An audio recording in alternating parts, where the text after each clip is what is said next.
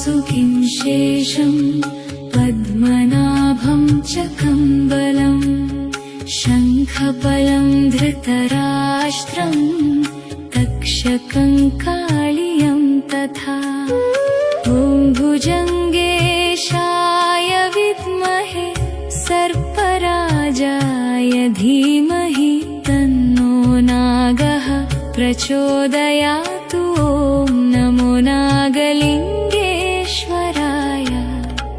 नमः।